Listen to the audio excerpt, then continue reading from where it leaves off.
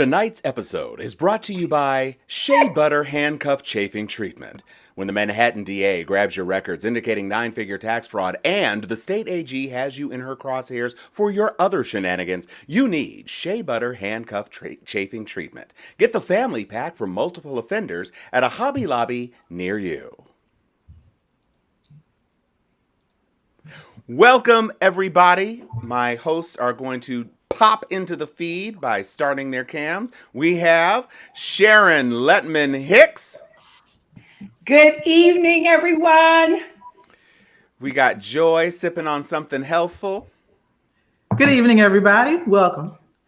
And Chuck Hobbs holding it down in T-Town. Believe that. Good evening. All right, everybody. We've got a lot of topics to talk about. We are finally going to be talking about Judas and the Black Messiah after a 2-week delay. So we are going to be touching on that topic today. We are so happy to be here with you. And to kick us off, we would like to have Sharon Letman with a video message. You want to lead it in, Sharon, or am I going? Sure. The video speaks for itself. I'll do a post commentary because it really warmed my heart. Well, saddened my heart, but warmed my heart. All right. You know, America's not unique in its sins as a country. We're not unique in our evils, to be honest with you. I think where we may be singular is our refusal to acknowledge them and the legends and myths we tell about our inherent, goodness. To hide and cover and conceal so that we can maintain a kind of willful ignorance that protects our innocence. See, the thing is that when the Tea Party was happening, we were saying, pundits, oh, it's just about economic populism. It's not about race. When people knew, social scientists were already writing that what was driving the Tea Party were anxieties about demographic shifts, that the country was changing, that they were seeing these racially ambiguous babies on Cheerios commercials. That the country wasn't quite feeling like it was a white nation anymore. And people were screaming from the top of their lungs, this is not just simply economic populism. This is the ugly underbelly of the country. See, the thing is this, and I'll say this and I'll take the hit on it.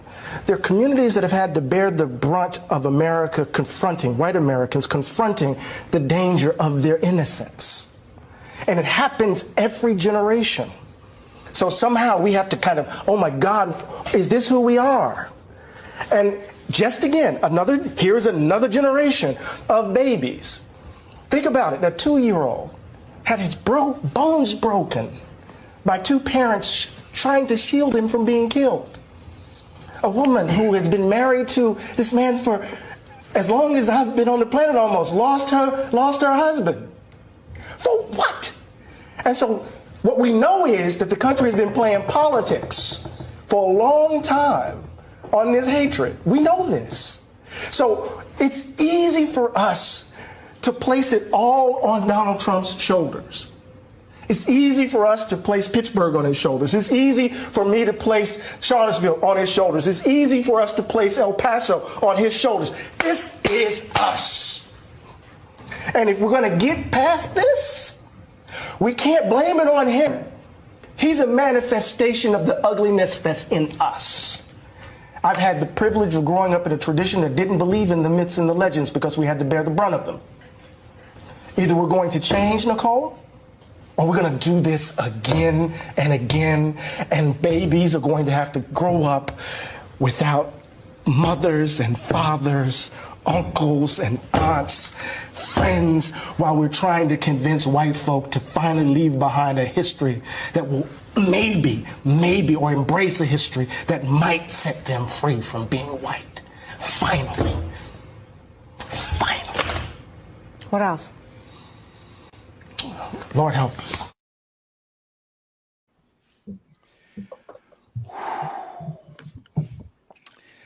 Baby, when I saw that video, it changed my tone and tenor for 2021. One, I'm a big fan of Dr. Glaude, and the way he processes to be such an intellectual and to be such an academic, he really is a straight up brother.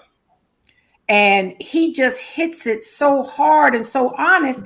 You know, somebody said to me this week, like, I miss Trump. The news is boring. And I was like, what?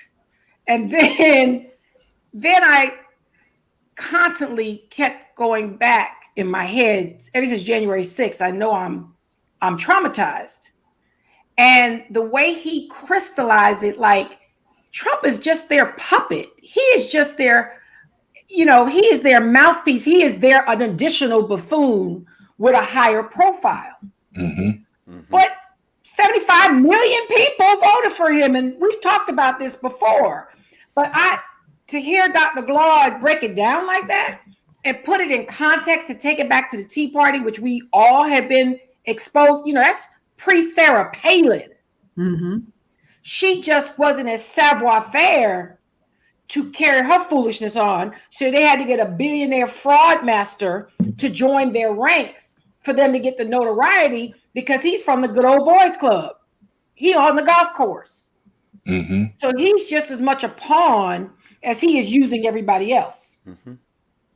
Because we all saw that Sarah Palin made them competitive. But she was just a little too basic for the upper echelons, for the Rick Scotts of the world. For the real gangsters who have means. She was just a little too basic for them to put all their, and she was a woman.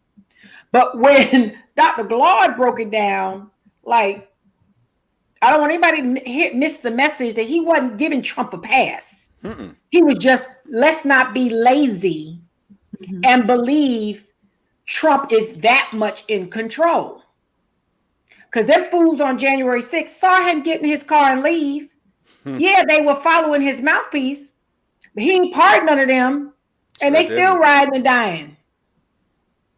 And they got their own level of gravitas for their foolishness, and they right in our neighborhoods, some of our neighborhoods. They right outside my door. So I have to process that every time I decide to leave the house. I ain't say I leave the house every day. Every time I decide to leave the house, I have to wonder what's on the other side of my garage. I was very moved by the presentation, and there was such a nonstop truth train coming out of that brother, and it jarred me back to reality when Nicole was just like, what's next? I was like, that's your question? He just broke down institutional racism over 400 years. And your question is, what's next? What's next, I guess, is you claiming the white privilege and saying, you know what, I haven't been doing enough. Because, damn, he really set it out. And he was talking about moms and dads and uncles and aunties and babies and people getting killed and all these things in Pittsburgh and Charlottesville. And you got what's next? A cheeseburger. I mean, what the hell? You know what? Go ahead. What that is the same thing I see, because I do D&I by day. No, none of them know I'm here. But if you think about it, it's the same thing that I'm teaching day in, day out. Y'all have a horrible past. You need to reckon with it. And if you don't, you're just another version of last season's racist. If you think about it, the same way they have tried to redefine, from the N-word to Negroes to urban to street, all of these euphemisms that got more and more away from what they wanted to call us. Their collective little racist party went from, we know we're fighting to keep slavery, to it was about heritage, not hate, to separate but equal, to we're post-racial. We had a black president, so all this is over. Let's go back. They've changed the way racism look, and their euphemism has gotten further and further away. And so now they're like, we're just trying to uphold democracy. And they believe that bullshit. They believe that what they are doing by oppressing other people is upholding democracy because they believe their own bullshit. But Joy, if I can jump in right quick, what's interesting about it is that they're not believing anything. One of the worst aspects of the last 4 years is that, we have been existing in the information age, allegedly, for so long. We are now in the post-truth age or era, whereby facts are being argued. There was a time when we were growing up where the objective facts were the objective facts, and you might draw a different conclusion on those facts than I might. But at the end of the day, the facts were not in dispute. Now we have facts in dispute by a number of our fellow Americans. And I just don't know how this thing gets back on track, because that's a problem. When you have people who are knowing full well that the January 6th people were Trump supporters. They had the signs. You can hear them on videotape expressing their love and fealty to the president, former president, and saying they were there to stop the steal. And yet you still have a number of Americans in that party who believe, number one, that the election was stolen, and then believe, number two, that the people who invaded the Capitol that day were Antifa and they were not Trump supporters. And so it's a moving goalpost that just boggles my mind, where I'm like, you can't reason with folks who won't sit down with you and say 2 + 2 = 4. If they're saying it's 5, we can't have a rational debate. Well, to be fair, not all Trump supporters can count to 5. So thank you, Sharon. I think that was an excellent way to kick off the show. And I think Brother Glad did an outstanding presentation, and it was a great way to open. Go ahead. Tom, let me just say one quick thing to what Chuck said. And what we all have to realize, we're a little too educated, a little too sophisticated. Some of us believe we're free. We are experiencing what our ancestors went through, not as far back as the civil rights movement, where we call it misinformation. They just, this is the Jim Crow era. This is when we used to have U.S. senators, and then it all went away. Prior to that, we better read our history and comprehend, not intellectually, but on a survival of the fittest level, because these mofos are coming for us. This is nothing we can intellectualize. This is warfare. And all these historians and all these intellectuals and all this cry out, we can't just say, when is it going to stop? We got to prepare that we're going to have to fight for it to stop. Mm-hmm. The hoses are going to show up in a different form. The dogs are going to be sick on us in a different form. And we just got to wake up. He said it. It's not just they got to wake up, because that's like us saying, y'all wake up. What y'all doing?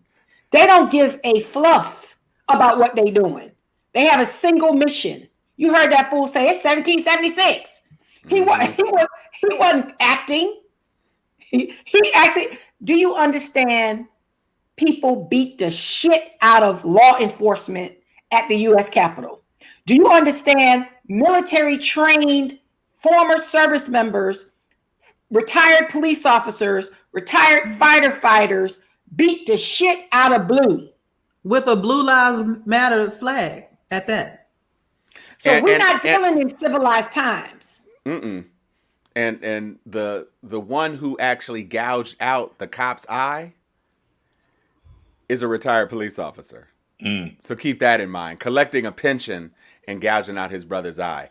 The person that was hitting people with a fire extinguisher was a firefighter. Right. Y'all, if I just moved here from another country, I would think that y'all are just making shit up to mess with me. Like, I would not believe this is actually how things go in the United States. But here we are. It's Fahrenheit 451. I think we are ready to move on. We have a happier topic for this week's Spotlight. And I would like to spotlight an outstanding sister who is doing something amazing. This is Natalie Cephus. And she's got a crown of glory on her head. She is transforming abandoned Jackson, Mississippi land into a tech hub. She's got a $25 million plan to transform this land in Mississippi into a place where folks can develop technology, folks can have the sort of infrastructure and the sort of jobs that are impressive and important in the new economy. And she got her training at Amazon. She's an Amazon scientist who is doing this. So I am just very pleased. Natalie, You go on ahead with your sheer black brocade top and your fly hairstyle, because you are doing big things, ma'am, and Mhm. we surely do appreciate you.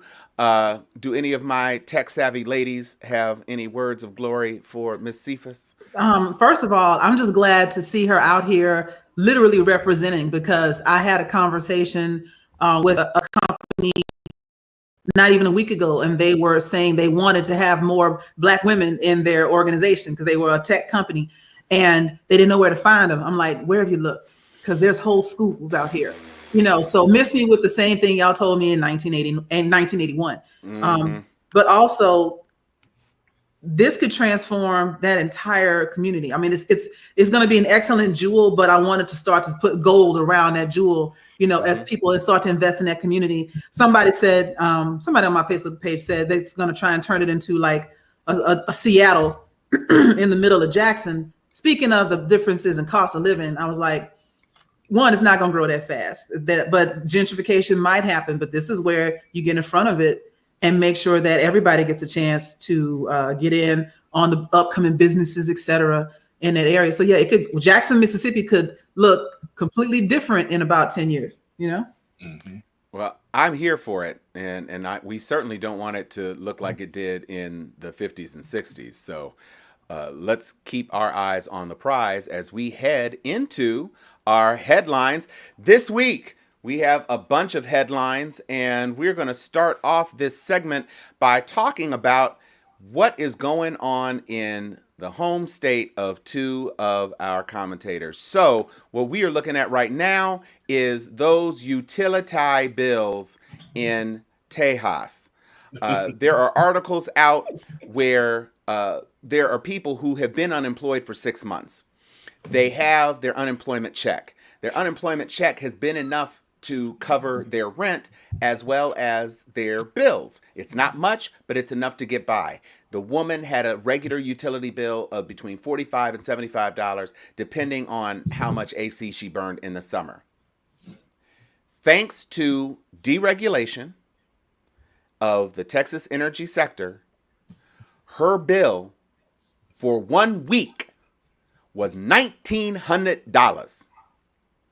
You go from $45 in the winter to $1,900 because it is completely unregulated. None of them are utilities. You've got private companies selling electricity, et cetera, et cetera.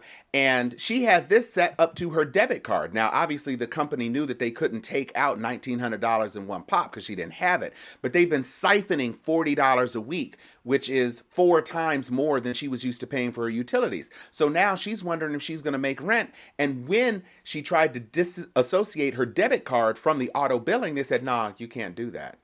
And so now she's worried when her next unemployment check comes in, they're going to take it all before she even has any money for rent.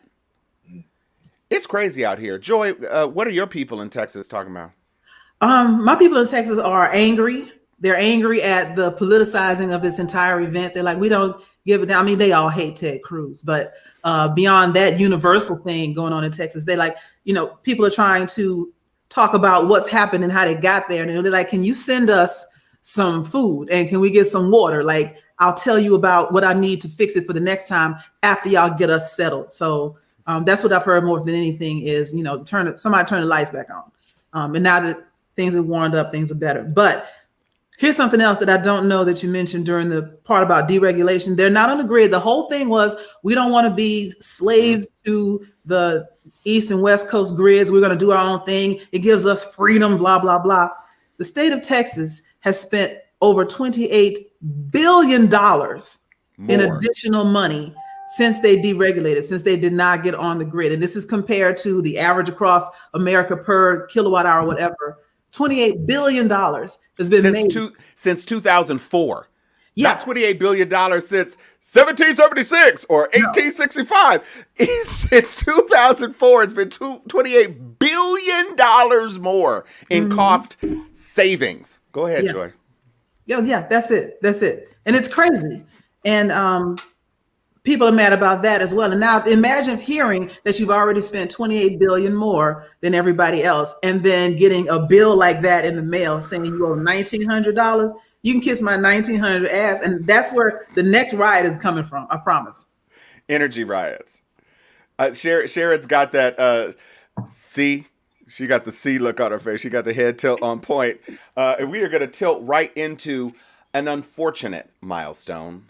We have all been marching across the progress of the COVID pandemic. We are edging onto a year. On March 15th, literally, that was when my kids were pulled out of school because of the way the pandemic has hit. We are 3 weeks away from that. And to mark this time, we have just passed the 500,000 attributed dead to COVID. That doesn't include the impact on the people who still can't breathe right. That still doesn't count the people who have physical ailments in their other systems, people who still can't taste or smell. And there are indications that people are actually being told, you're going to have to think of what the corn tastes like when you bite it to reprogram your brain to understand what corn tastes like if you want to taste corn again. Wow. You're going to have to teach your brain to say, this is roast beef, this is roast beef, this is roast beef, and make your brain remember what the sensations that are hitting your tongue are supposed to taste and smell like. So that's like a neural version of physical therapy. Basically. Wow. Basically. And that's what we're dealing with 500,000 dead. I know everybody wants to weigh in on this one, but Chuck, why don't you start? Sure. It's a grim milestone. There's no question about it. What really hurts is the fact that I think all of us know someone or know multiple people who have either had the disease. Unfortunately, even one of our co-hosts here, I'll let her talk for a second. She fought it for the longest time. We know people who have had it, and unfortunately, we know a lot of people who have died from it. When I think back to this time last year, number one, you know, the older we get, the days seem to just fly by. I can actually, and you know, Facebook memory helps with this some, but sometimes when the memories pop up, it's like it just happened 2 days ago, it seems like. And you're like, whoa, I wrote that last year, or, ooh, I posted that picture last year. And what keeps standing out to me is this time last year, we had no real clue how bad this thing was going to get. This time last year, we had a president who was downplaying it significantly. We had governors who were downplaying it based upon whatever their political bent might have been. And what frightens me when I think back, y'all, and I'm sure it frightens you all in the same way as well as our viewers, is this time last year, I remember being in the Pensacola area. For the next 2 weeks, I would be in a very serious trial that I was handling over in Okaloosa County. And I'm thinking back now in the fact that that disease was already all over everywhere. And yet, because of the misinformation we were getting from Washington, D.C., nobody was masked up.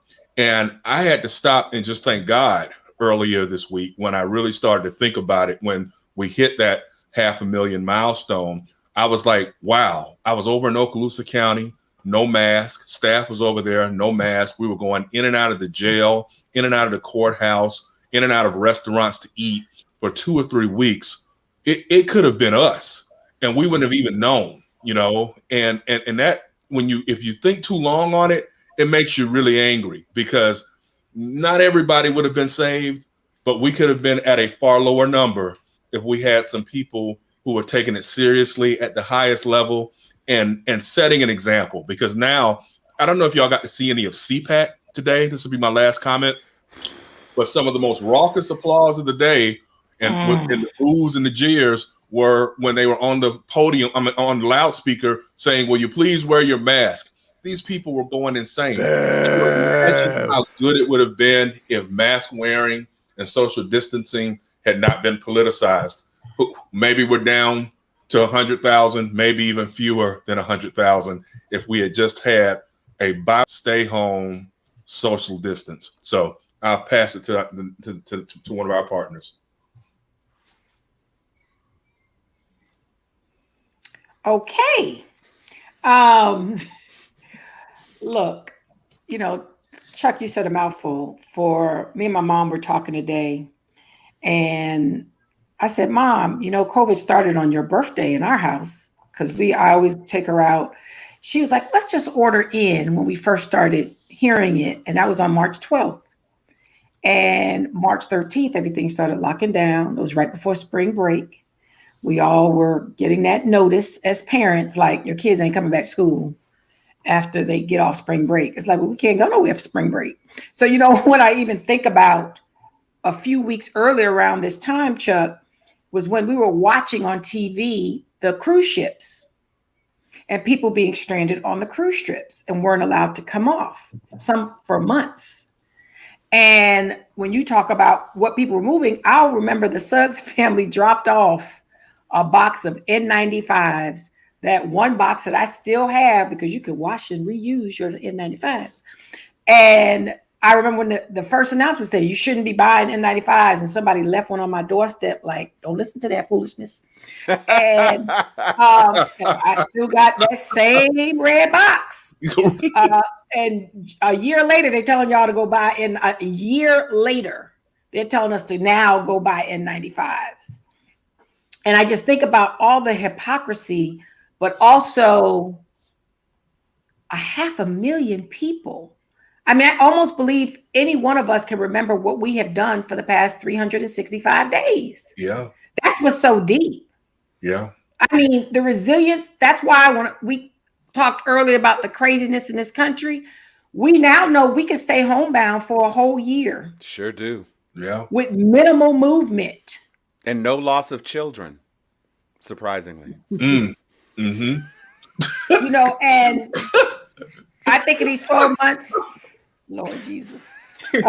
Took you a bit longer to get that than I expected, Chuck. But you only have one Lord adorable Jesus. child, and Sharon too. So Yeah. you got 3 teenagers. Yeah. Lord Jesus. But you know, there's also all these unspoken realities that everybody can't chuckle. We kept ourselves very insulated. We were very obedient. We did what we were told to do and then some. And there's a lot of people, you know, when I drive by now and college campuses are back open, people, the games are open. Florida's open. Florida's an open state for all intents purposes. It's quite open. Yeah. And, you know, it's hit or miss. You know, when you juxtapose Florida to California, that's why Gavin Newsom is catching hell right now for his full lockdown, and the statistics are no different than our state. So there's a lot behind that. But the overall recklessness, you know, and the under 30 crew and the single no children crew, and that, you know, that's young, and the college students. And I know tons of people that had COVID, but COVID impacts people differently. Yeah. And the mental anguish, you know, young people have been very resilient. But how many young people were staying at home, or disobedient people were staying at home and killed their family? That you murdered them. Parents and grandparents. Yeah. Because they part of that 500,000 number. And I'm not talking about the frontline workers that had to go to work. I'm talking about the reckless people who are in abundance as we really start listening to these stories. And if I go to one more online funeral, I don't know what I'm gonna do. Just real quick, we got a question from Fez TTV. Why are we watching not us on Twitch? I'm alone in my house, babe. Ain't nobody here. Right. We're Ain't all nobody alone in our spaces. So if you haven't noticed, we're on a podcast with 4 different backgrounds, numbnut. Hey, the Twitch folks are just asking. It's just Twitch. But yes, we are all socially distanced. We are not in the same space, and all of us are in exclusive spaces. So we are in 3 different states. In 3 different states. We are actually acceding to all of the masking protocols. Thank you. So with that said, thank you for the question. Chuck, we're going to turn it over to you and some great news for Team Trump. Yeah. So, you know, looks as if those are one of the funniest days I've had. I have had back-to-back. I have had back-to-back middle of the weeks that have gone pretty doggone well. Last week on Wednesday, it was the news that Sharon sent me that Rush Limbaugh was no more, and that had me laughing and gleeful.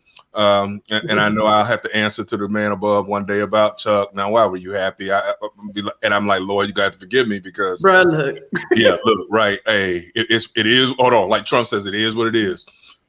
This week, it's the news that after 5 years worth of stalling, maybe even 6, because I think back in 2015 on the campaign trail, Republican primary opponents were jockeying to see Donald Trump's tax returns. And so he has stalled and stalled and stalled and stalled, and he can stall no more. The DA up there in New York has her hands on them. They are going through them. I'm willing to bet a bottle of Uncle Nearest to anybody who wants to take the bet that it will leak at some point in time. Those tax returns will be seen at some point, and it is about to get really crucial because you have to go with the old adage that my very first boss, Willie Megg, state attorney, longtime state attorney here in Tallahassee, he used to say this all the time. If you have nothing to hide, why hide? That's really what it comes down to. Now, legally, I know that, Mr. Trump had a right to have his lawyers stall, and those lawyers earned their money. His campaign, his election lawyers did not, but his tax lawyers fought that thing out for as long and as hard as they could. But ultimately, they died on that hill, and it will be very interesting for us to see what type of shell games literally were going on with Trump's finances and whether those games will ultimately end up with him getting the bracelets put on due to some type of criminal conduct. So stay tuned. It's about to get real.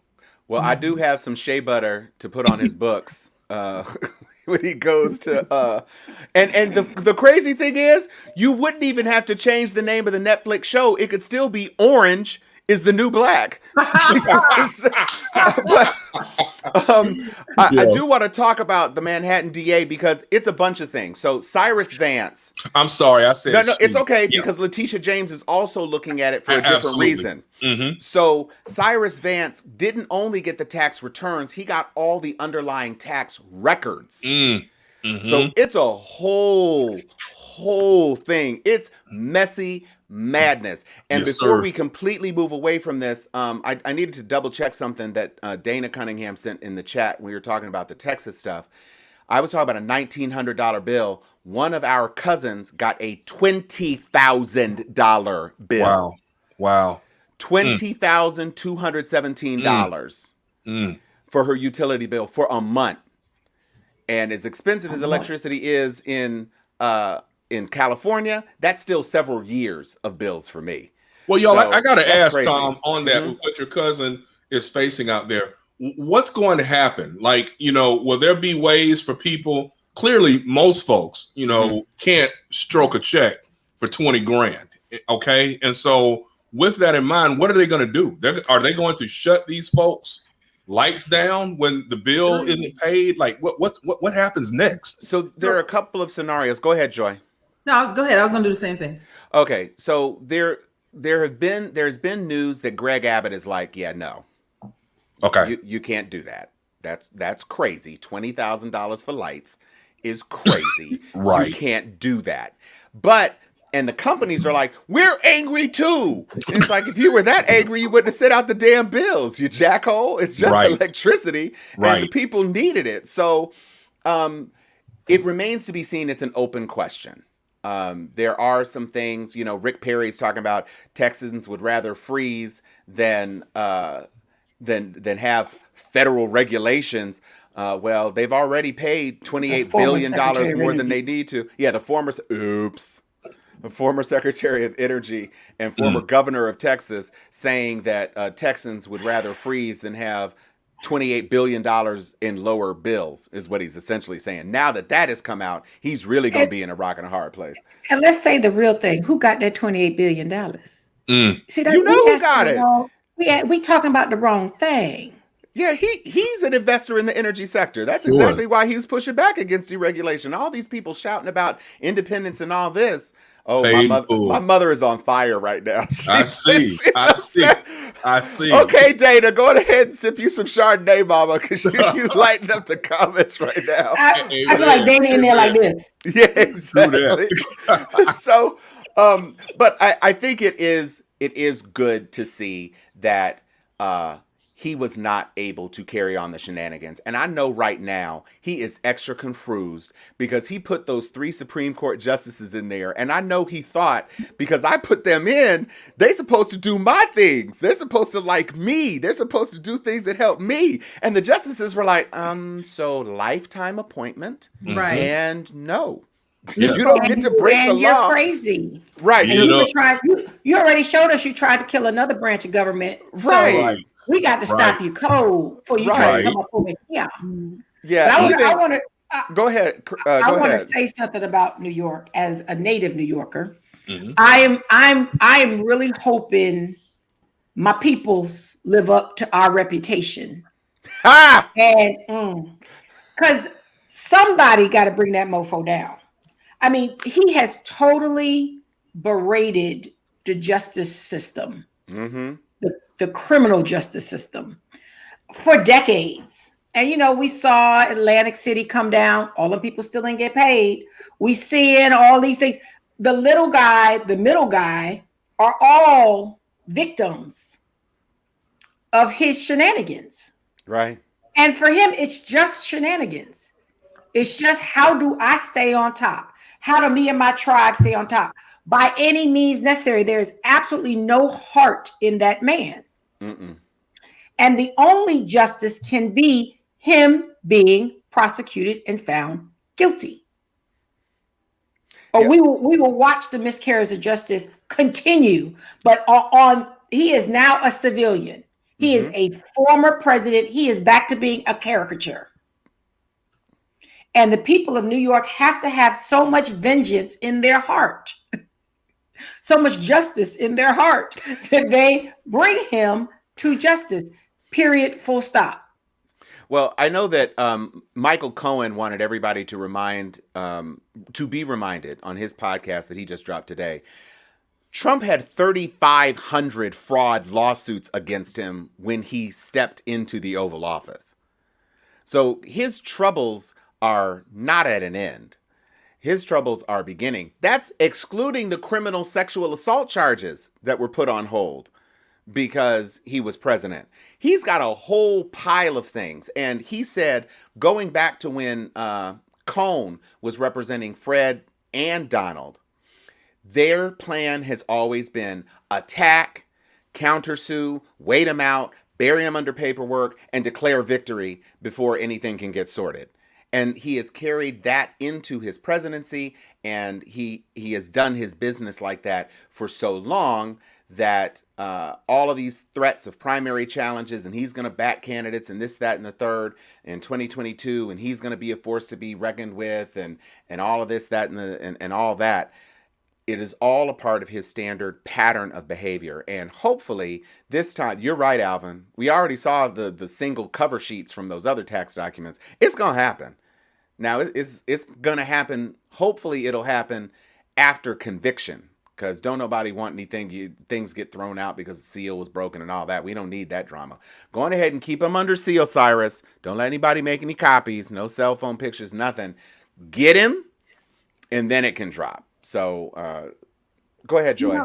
It's making me rethink some things, and bear with me, because I am feeling, like a little bit of elevated sense of connection here. So if you think about it, how he started running for president as a lark, but then, it was just something. He was mad because Obama said something about him in like a mean tweet on like the Stephen Colbert show or whatever.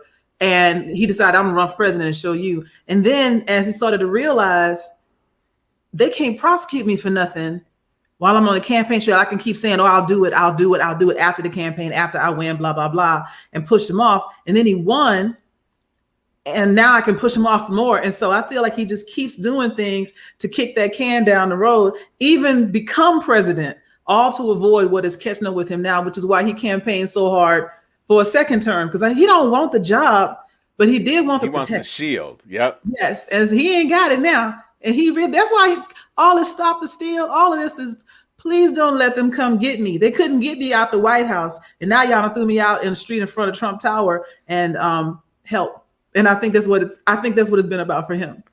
Oh, it absolutely was what it was about for him.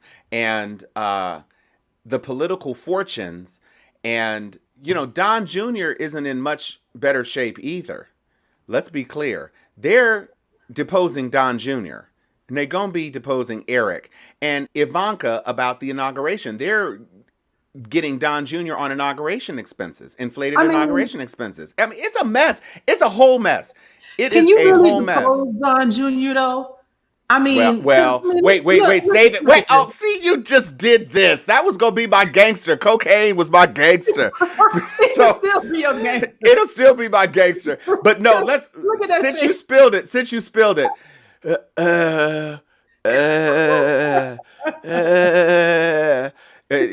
I just want to bring Rick James in. Cocaine's a hell of a drug. I mean, you can't depose that. Everything that he says is crazy. Maybe you could denose it. I see what you did there. Respect. You see what I did there? I see what you did there. So I think we have run. We can. I can't go nowhere without y'all acting up. No, so we can mention because we hadn't put it in here, but it is worth mentioning since it is a New York issue. Governor Cuomo has seen better days, and in addition to the whole thing about the nursing homes and the underreported deaths, now he's got these sexual charges and allegations and stuff. And I think we may have dodged a bullet. I told Chuck earlier. Yeah, I think we dodged a bullet, thinking that he might have been better for Biden. That would have been a mess. That would have been a whole mess. If you imagine in November, because they were already talking about the nursing home stuff at the end in the fourth quarter last year. If that stuff had come out, it would have been a disaster. Because you know what they would have said? They would have tied it all the way back to Obama's death camps. Oh, death panels. Mm-hmm. Absolutely. Told you it was true. Yeah. Well, talking about 2022, Joy, hit us with the realness about the latest out of GA.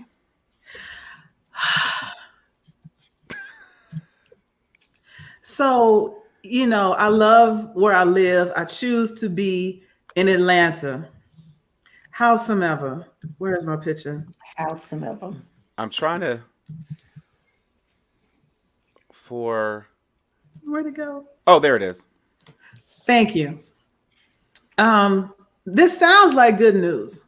Perdue will not challenge Warnock in 2022 after all. Now, let me tell you what I think is going on here. I think that somebody found out something on Perdue that made him decide he would just rather not go through that the next time around, because he went from, this was a travesty and we need to change the vote and blah, blah, blah. And I'm going to win. Oh, you know what? Never mind. I'm good. I'm cool. I don't want to do this no more. I'm going to go get me some varsity. Right. And just drown in that grease. But the other part of it is, it seems to me like it could be an opening for another little Messiah to come out of the South. Ugh. And somebody who's charismatic and can hold on to the disgruntled Trumpians that are out there that don't like Perdue and said the left didn't go hard enough, even though she went a little too hard. If they can find that 6-foot dude from Savannah, Georgia, with a nice little Southern peach accent that says all the right things behind closed doors, and he becomes the senator from Georgia that saves Georgia for the Republicans, he can move up very quickly and become a problem. So I prefer Perdue to run because I'm making him up. I'm making that's the prototype. Oh, okay. That's the prototype. The ideal dude is going to be out of like Southern Georgia. So it's not Atlanta. He's not a plant.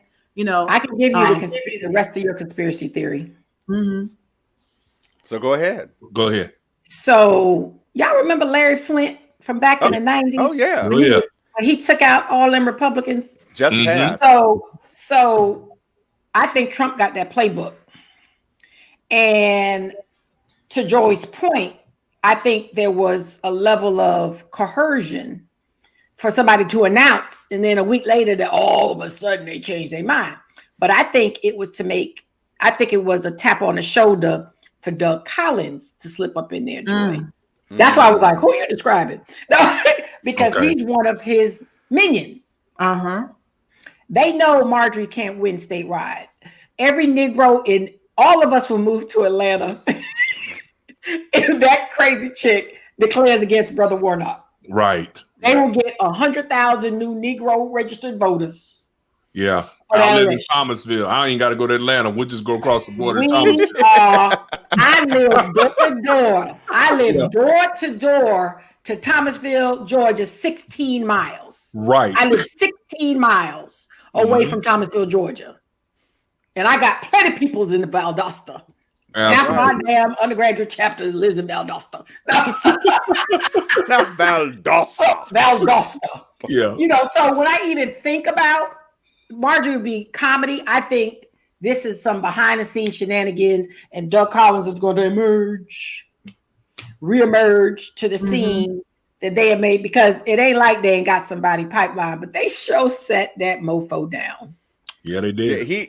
That was the shock, because to me it's like you're a ways off, bro. Like, we just got rid of the Capitol riots, and you decide you're gonna hop out here and say, puff up your chest. Warnock has barely been able to speak on the floor yet, and you decided you're just gonna come out, and within days you're like, nah, I'm good.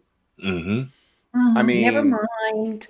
Yeah, what I was saying was, I was just saying that I would be exploring maybe possibly doing it. I wasn't saying I was gonna do it. I was saying it is not out of the realm of possibility that it could be had done. So that's what I meant to have been. Oh, and I didn't know Doug Collins was a pastor. So it's definitely him. That's definitely gonna be him. It makes me wonder if he's at that CPAC thing right now with his golden calf of a statue. Did y'all see that nonsense? Oh wait, we got that later. We gonna hit that a little bit more later. Lord, and Ted Cruz couldn't even stay in Texas after that Cancun fiasco. Couldn't even stay in Texas because he had to run to CPAC and say, "Freedom!" But do you realize, Chuck, the them mofos in our state? Yeah, it's really starting to make me concerned about my residency. It's a trip, and they're dirtying up that I-4 corridor that we also love. You know, going to Disney World and SeaWorld and Universal and Busch Gardens and all of that. And I can't stand that the Beverly Hillbillies are down there in Orlando right now doing what it is that they are doing. But you know, the funny thing is I just want to touch real quickly on the piece about David Perdue. Yes, no doubt about it. Raphael Warnock, barely a month into his job, doing what he needs to do. Tom, I like how you put that. He hasn't even had a chance to really get nothing on the floor yet, you know. So it's so early. But what's also pretty still prevalent, and I don't see it going away, y'all, there still is this Republican Civil War that's happening. And so at the end of the day, that is not just going to just go away. There are still a lot of hurt feelings on that side of the aisle. There are still a lot of people who are abandoning ship. So it's going to be interesting. I really do believe that what Democrats have to do is continue to support, obviously, Warnock, because he's coming right back up next year. But at the same point in time, organize right now. It's ripe. Go ahead and start filling up the coffers for Raphael Warnock. If Stacey Abrams is going to run for governor again, we have to all be all in across the country, as well as in Georgia, because it is a mess over there on the right. It has not gotten better. I had a lot of people who tagged me in the post about Mitch McConnell. They're saying, oh, Mitch is now shifted again and saying he would support Trump if he's the nominee in 4 years and what have you. But 4 years is so long away. And again, whether, like we say, with all the legal issues that Trump has, plus the fact that he will be pushing 80 in 4 years, I just am not that nervous at all about a Trump redo. I really am not. The key, though, is we have to continue to focus on the fact that I don't care who they put up there in Georgia. I think that Raphael has an excellent chance of winning a full-out 6-year term next year, but only if we can replicate the turnout again. And we all know, Sharon, you know better than all of us, that midterm elections are notoriously fickle particularly for the Democratic Party that we all have sworn fealty to. For whatever reason, throughout the years across the country, it's hard to get Democrats to come out during the midterm. So we have to change that narrative next year. We got to get folks getting out like it's the presidential race at the top of the ticket. Well, I love our commenters because they always bring something interesting to the situation. And one of the things that they commented on was that the CPAC stage has a decidedly unique graphic presentation. Hail Hydra. Right. If you look at it, and bear with me, look at the CPAC 2021 on the right-hand side of the screen and pretend like you're walking towards the center of the stage, then bust a left, and then bust another left, and then bust another left, and then keep going. Oh my God.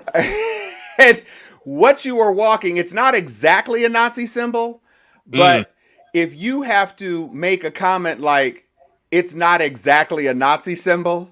Yeah. That's not that's not the thing, man. Tom, can you put that back up again? Man. Right? It's so obvious until it's frightening. That is crazy. Wow. I mean, it is right there. You talk about subliminal. I mean, that's what's wrong with systemic racism is exactly what you said, Chuck. It's so obvious that it's frightening. It's everywhere. I heard a great quote. It was on Brene Brown's podcast, and her guest said, we always talk about racism like it's the elephant in the room. He's like, racism is the room. Right. And I was like, that was a word right there. And so I just scrolled down. I wanted to bring this up one last time. So it does look like the Nazi symbol, which was a symbol that is actually from a different culture. It is not universally a symbol of evil. Because they appropriate everything. Right. True. But this exact shape is called an odal rune. And the odal rune was used as a badge by the SS during World War II. And it itself is super fascist outside of the broken cross, which most people associate with Nazism. Yeah. So just so that we're clear, that's the Nationalist Socialist Party. Y'all got a socialist symbol up in there. Socialism, you crazy people. So thank you so much. Well, we got 11 because the comments are being lit up right now. Yeah. So yeah, we cannot rest on these things. And it is worn on the Nazi uniform. You will see it in native art. It's amazing what folks can and will do.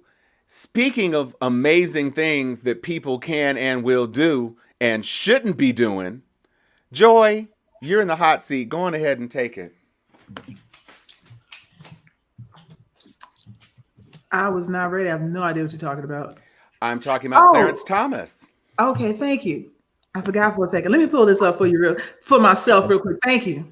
So, your boy, Clarence Thomas. It's your boy.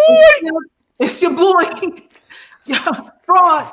No, he's still talking that fraud nonsense. This quote right here, even the appearance of corruption is enough to justify voter suppression laws, according to him. Now, first of all, look at this picture. Look at how Trump is looking at him. He's looking at him like, don't you touch my suit, because I don't want to have to take it to the cleaners. Like, there's no love there. And then he is saying, bow, motherfucker. That's what he's saying. Bow. Yeah, right. I own you now. All of that is coming out of this picture to me. And then there he goes, like, yes, I'm and then you won't, so, the little bit slightly open lip. Anyway, here's a problem with that. Now we have and it's not even one of the justices that he appointed, but now we have a Supreme Court justice that's giving further believability to this bullshit. Good and goddamn well there was no stealing of this election. And okay, so here's the thing. One of the things I talk about when I do all my training and stuff is the fact that when you make people feel unsafe, they justify whatever they do because they say it's to maintain my safety. So when you say that, when you start to foment this type of thing, they're trying to steal your democracy. You got to keep it safe. That justifies any action to maintain that safety, including all these oppressive voter laws, including storming the Capitol. Anything is justifiable if they're coming for your fill in the blank, coming for your guns, coming for your daughters, coming for your wives, all of that nonsense we hear over and over again. For to have a sitting justice, actually to have any justice, honestly, say something that they know is false. It's crazy. Just to curry favor that's that 9th level of hell. What will his tombstone say? You know what I mean? I'm disgusted. What is his tombstone going to say? It's going to say, he's a walking, talking Judas. He is. He don't have to be undercover. He ain't got to be with no gun to his head. He is a walking, talking Judas.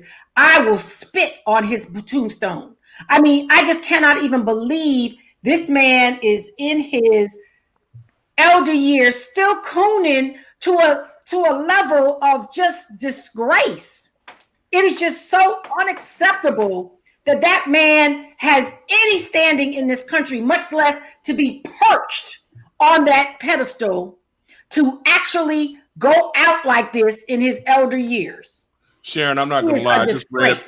I just read what new Brother Brown just wrote about the sisters. And I don't know about y'all, but I did read My Grandfather's Son when it came out many years ago. I think about 7-8 years ago when his book came out. And I read it cover to cover because I just wanted to understand how did he get there? Mm-hmm. And one of the things that he blamed where he is on two major things in his life. Number one was he says that when he got to Yale around his second year of law school, that he wished he had gone to Howard or North Carolina Central or somewhere because he had a candid conversation with the admissions director who told him that the only reason that he was able to gain admission into Yale, as were the rest of the blacks that were in his section, Lonnie Guinier and several others, was because of affirmative action. That off of their marks alone, be it grades and or LSAT, they wouldn't have gotten admission. And he has been bitter about that so long that he says that he keeps his Yale diploma in the garage. He's never unfurled it and put it in his office. That's number one. But sadly, to Brother Brown's point, he blames black women for where he is. He says that in the 70s and 80s, when he broke up with his first wife was a sister. I don't know if you've ever seen his son. His son looks an awful lot just like him and what have you. He says that when he was an eligible bachelor in Washington, D.C., young guy in his 30s, making his way up the ranks and what have you, he said no sisters would give him any date. They thought he was weird, thought he acted like a white boy, thought he wasn't cute, said he was shaped funny.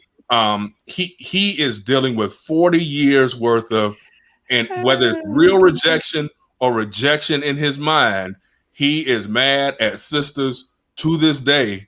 And again, it's just funny to me. I mean, I'm of the belief that it's a figment of his imagination. I don't think that it was that bad, but I mean, obviously I wasn't there with him, but still, I'm like, dude, you still holding on to getting dissed 40 years ago? That's where he is. Well, he's hurt. I've got to give public disclosure for my anger. Okay. So during the Clarence Thomas hearings, and Tom, I don't know if you remember this, but there was all this orchestration from Black leadership, like how we gonna throw a brother under the table, we got to give him a chance. So he started making his rounds, and every civil rights organization or people who had access were trying to set up these meetings. I was a chunky bunky FAMU Rattler student at the time who happened to be the national second vice president of our illustrious sorority, Delta Sigma Theta. And the Alabama caucus of what we used to call them, the hit squad, all met at Delta Sigma Theta headquarters while we were at a national executive board meeting. So this is, before we were diversified enough to even know what CNN was, or really the news 24/7, because remember, this is 1990, 1991-ish. And there was this big thing like, well, let Black children talk to him. and they orchestrated an HBCU student to interview Clarence Thomas. And guess who it was? Ooh. So, can I come back to my colleagues, please? Thomas? Right. It was me. Mm-hmm.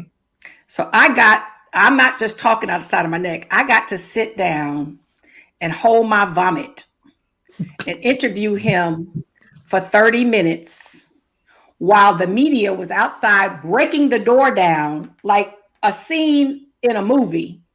They were breaking the door down. I was in there with Ulysses, y'all former pole mark. Mm-hmm. Ulysses McBride. Mm-hmm. And some judges from Alabama. It was Alabama delegation. The late Dr. Yvonne Kennedy was our national president at the time. I was her second VP. A couple judges from Alabama, and it was like the Black Alabama Mafia up in there. And Dr.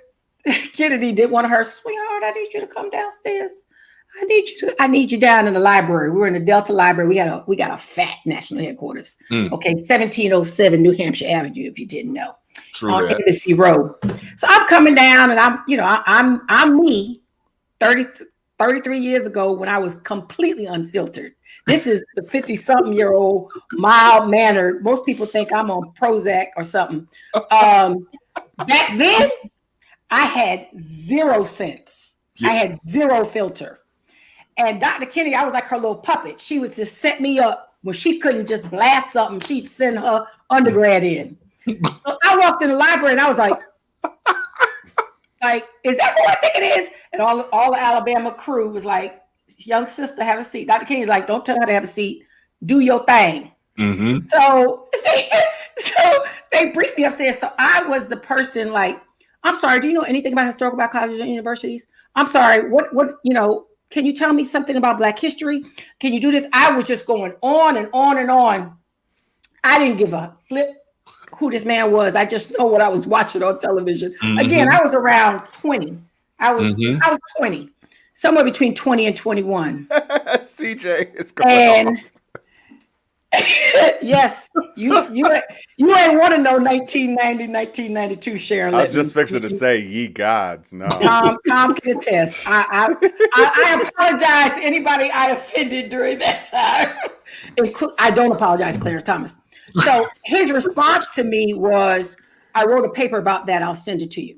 Okay. I wrote a paper about that. I'll send it to you. Do you see my son? Would you? Hey, What's Nalo! up, nephew? Did he really just What's sneak up? up in here? Nalo said, Hey. What are you talking to, Baba? Because I got on headphones, so he don't know what's going on. But he really just stuck his little head up in here. Daddy, come get him. Mm-hmm. I know you're watching. Again, we just lost all decorum.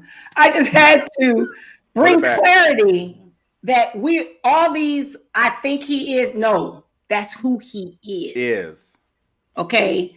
I swear before I die, I'm going to find this Polaroid picture they took of us that I threw somewhere and stuck it. Now I'm like, I guess I need to unearth it because he's still a darn fool and losing his mind 33 years later. And I cannot believe he cooled like that. Yeah. well, we are going to keep the show moving because we still got a lot of show, and we are going to get to this Judas and the Black Messiah thing, damn it. So, I got a whole lot to say about that. So we are going to touch on a couple of things quickly. First of all, y'all have heard about the South Dakota AG who killed a pedestrian in a vehicular accident. There he is. What's up, man? Congratulations, Brownville's Prep's finest. Mm-hmm. The thing has happened that they have pulled phone records. So, you know, when you are in an accident, they tend to check your phone because they want to know if you were distracted. And one of the things that they find out is that this man had indications that he had accessed the internet in the moments before he struck the pedestrian. So he was checking his phone. He checked his phone, and then a minute later, he called 911 because he had hit the man. So he's sitting there in the little interview, and they're like, see, you were checking Yahoo News. You checked your email. You clicked on a Yahoo News article. And see right here, this is 1 minute before you called the 911. And he says, well, but that was right before I had put my phone down. And it's like, yeah, but see, what we're saying is that you were holding the phone. And then you weren't holding the phone, and then you called 911. So that was just the first part of it. But the second part is what Sharon's going to weigh in on, and here's the headline. I mean, Lord Jesus, like, this man makes me more mad than Clarence Thomas.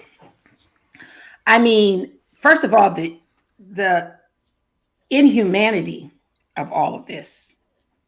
To call this human being a deer, you be so flustered, and clearly you basic with your cover up that you don't even check the blood and to find that the man glasses landed. He hit that windshield so hard that his head went through the windshield. Imagine this, people.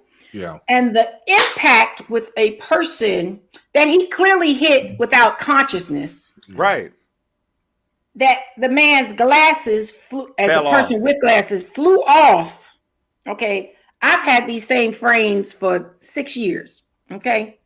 I can't imagine changing the lenses, but the glasses had to come off the face on impact and propel through the windshield to land in there. Imagine how much blood had to be in his car for all of that to happen, for it to break open, for glasses to land in there. Yeah. And what was I'm the prescription on the deer's glasses is what I want to know.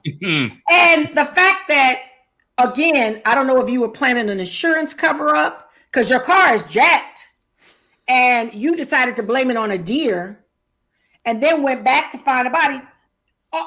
You know, I want to believe that you didn't do that intentional, but you are the scum of the earth to have left that man out there overnight. Okay. Not even realize, and you were meant to get caught because you let the glasses sit inside your car. But what's up with South Dakota that there is no felony conviction? There's no felony charge. That exists on vehicular homicide. It's insane. Because there ain't no people in South Dakota, nor North Dakota. Y'all ain't states. Right. So I want to see the Proud Boys and the Ku Klux Klan and some of them other people up there with some pitchforks raised up on his front lawn for killing one of their people. I mean, I don't get how this is even still an investigation, that more charges. I mean, maybe some of those misdemeanors carry some years in prison. But if we are to this point of inhumanity, that we are processing a human life like a deer, that we're processing a human life with such transparent disrespect to that human life, who is representing? I want Ben Crump to go represent that family. I ain't even gonna lie. I mean, I want justice for them people. Yeah. Because this man is the scum of the earth. Yeah. Here's the thing that I was noticing. Like, if you listen to the recording of the 911 call that he made, anybody that is, shocked and like, oh, what's going on? What happened? Hey, I'm out on this road. I'm here. Something's happened. Come get me. Blah, blah, blah. He starts off his call with, "Hi, I'm the Attorney General, Mm-hmm. and I don't know what's happening. I hit something." He had the presence of mind to make sure everybody on the phone knew, I got authority and clout. Don't mess with me. You need to already be thinking to treat me special. Yeah. And then think about the common sense thing. If I run over the curb, I get out and look at the tire to see what has happened. How you hit a whole ass entity and you don't get out and look to see what it was that you hit? You don't get in the car and see glasses come out of nowhere. on your seat of your car. You don't see any of that, but you got the presence of mind to say that you're the attorney general, and it wasn't like he was drinking and out of it or whatever. So he was checking conspiracy theories about Biden though. Yes, checking right-wing conspiracy so there's theories. That. And how are you? I'm sorry, Joy. How are you the attorney general who has killed someone and they have shown you phone records of you doing something illegal and you haven't just already resigned? Why are you still in office? Who do you think you are? Now you are savaged in the press. Mm-hmm. And now you have to be prosecuted because you were trying to cover it up. And we were talking about scum of the earth. There's another person who is up next on our show right now who is actually even worse than this worst guy. I mean, this is like I need my pearls on. This is the Rose Parade of nasty people today. And next up is the USA gymnastics coach John Geddert, found dead after being run over by the South Dakota AG for human trafficking and sex crimes. And this and the other scumbag who was abusing those girls for years and years and years. This is why Simone Biles has said she will never have a daughter in gymnastics. This is the most talented gymnast we have seen in our lifetimes. And she is not going to be able to have the legacy of her child, who would probably have similar genetics. That child is not going to be able to be a gymnast because her mama knows what's up. And she has admitted that she has been abused. It's disgusting. It's disgusting. And, I know some people feel that he got off easy or whatever, but I'm sorry. I'm like, good on you.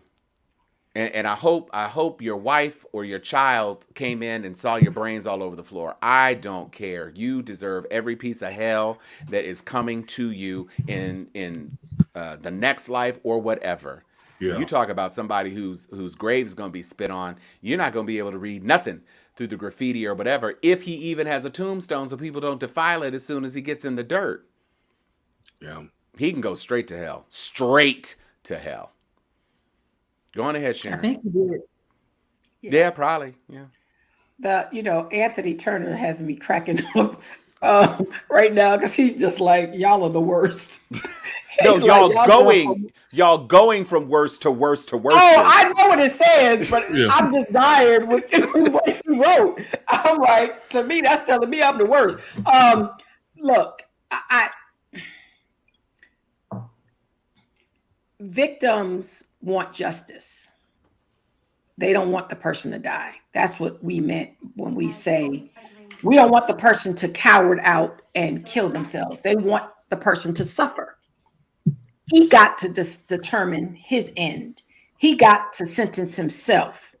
That is what we mean by this is not justice. I wanted him to be up in that jail holding on to bars.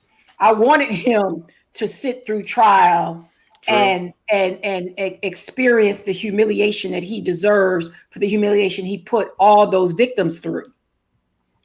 And just like Epstein, he took the coward way out and took his own life because he is nothing but a piece of shit coward that would defile all these people for all these years and then just say, I'm not going to be held accountable for it. I'm checking out. Well, I don't think Epstein killed himself. Epstein didn't kill himself. Yeah, I hear you. Oh, okay. Epstein ain't. I think he was just as egotistical. Oh no, he's egotistical. He's egotistical. He would have taken too many people down with him. Okay. Yeah, that was B613. I'm sorry. Mm-hmm. Epstein didn't kill himself. It was air bubble in the vein right there. Yeah, exactly.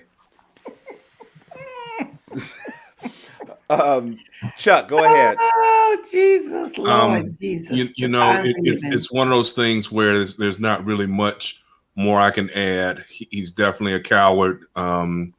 If there's a hell below, I do hope that he's warming up in the hot tub next to Rush Limbaugh and right now. But I find it disgusting. The entire idea, like you said, when Simone made the comment that she wouldn't want a daughter of hers to actually pursue the sport that she has dominated for so long, it just lets you almost wonder how bad it really is.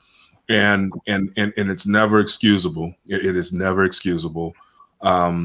It's just too bad that some father along the way didn't get wind of this earlier and ended it with his own hands. I have the same feelings about this guy that I had about R. Kelly, and I loved R. Kelly like back in the day before I knew any of the truth of what type of person he was character-wise. In fact, our children will grow up in an era where they can instantly get on a phone and figure out who the next sensation is. But we didn't really know people like that in the 90s when R. Kelly came out. I mean, I knew some folks from Chicago. There were some whispers that this, that, and the third. But until that tape came out in the early 2000s, that's the only time that we knew.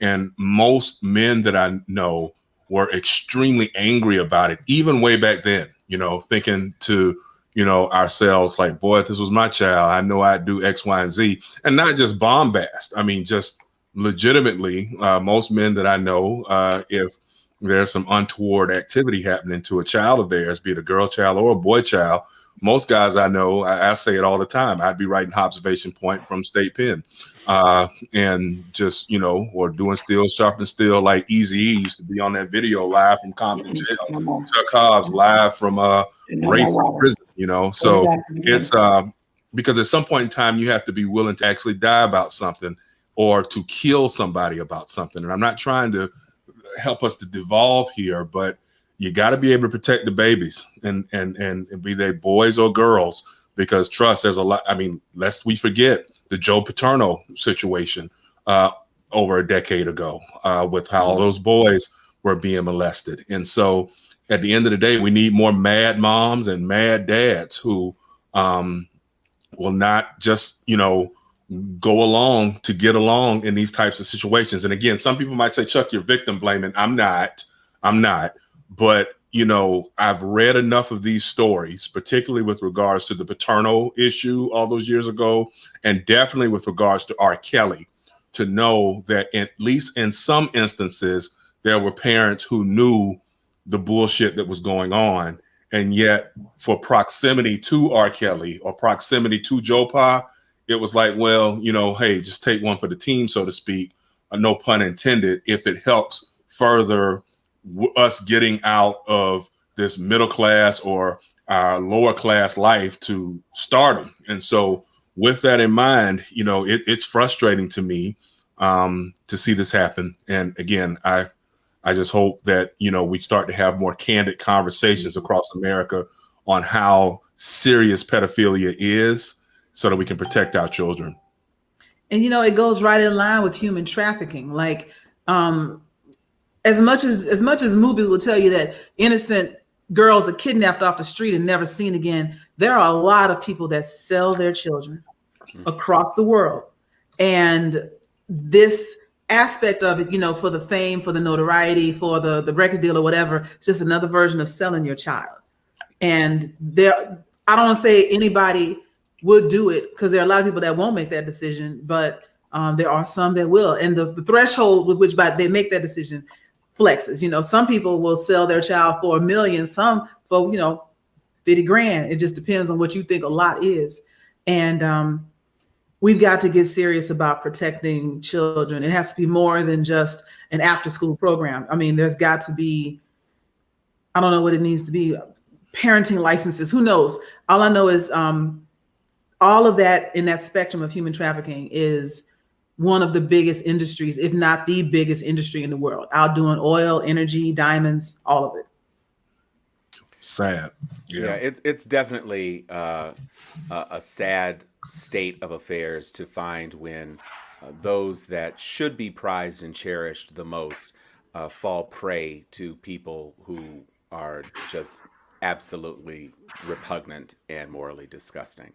But we're going to pivot from worse, worser, most worst arrest into a much more positive story to close out our headlines. So Sharon is going to take the lead on this one. Well, Tom and fam, I was so blessed this past weekend to listen to the story of Claudette Colvin. Mm-hmm. She is the woman, at the time she was only 15 years old, who actually was the first person that would not give up their seat on a bus. But her story was heartbreaking because she was overlooked transactionally, particularly by the civil rights leadership of the time, back in 1955, when she actually was only 15, was as radical as that quote there, that she felt no need to be politically correct. She was in a fight to power mode because of some things that were going on in her young life. And to the point that she was taken to court. And her story was suppressed by our movement.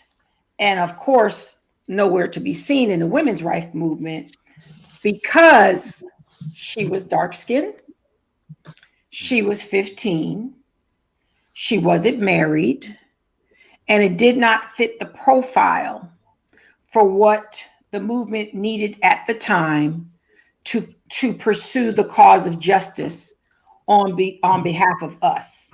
And then she became pregnant, and she just did not fit the bill. But the reality was, however, even after all that time, more than 50 years, they still never gave her seat at the table.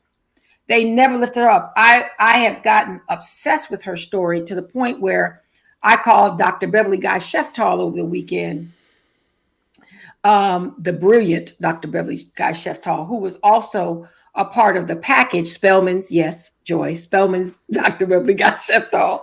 And she just poured into me more of the personal stories. This is a subject that she is bringing more light to.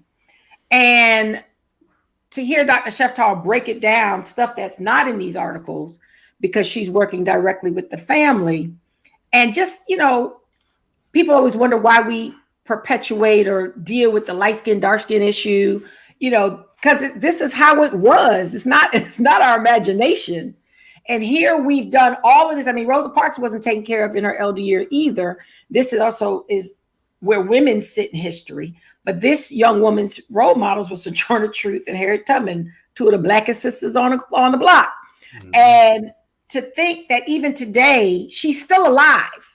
Okay, so why she's not perched up there when John Lewis was was still here with us? Why we haven't taken care of this sister, who at the very most became a CNA, a nurse's assistant, and she spoke her truth. She broke it down. I mean, to see Abby Phillips use her platform with her in the politics at 8 a.m. on Sunday morning to close her show. Y'all need to keep a watch on Abby Phillips too. She brought this to light, main stage, and then closed it by interviewing Dr. Sheftall, which caused me to pick up the phone and call her to say, what's really behind this? Why aren't we walking around with shirts that say Claudette Colvin? Mm-hmm. Mine is on order. And, because we're in this movement, this Black Lives Matter, we need to have our history matter. Amen. And the fact that this woman is 81 and still with us, to tell her story, we have a responsibility of us, quote unquote, Black provocateurs and woke people to make sure that sister's story is heard and told by everyone. We need to undo the damage of the past, and we need to make sure while she's still here that she gets her flowers. Because I'm starting a Medal of Freedom campaign for her. Sharon, did she get an opportunity to speak? I didn't get to see the Abby Phillips special. Did Miss? Oh yeah, it was a full interview of her. Tom, put up the clip. It was a full, not to say play it, but oh well. Okay. Or put up the URL. We'll put the URL in the chat.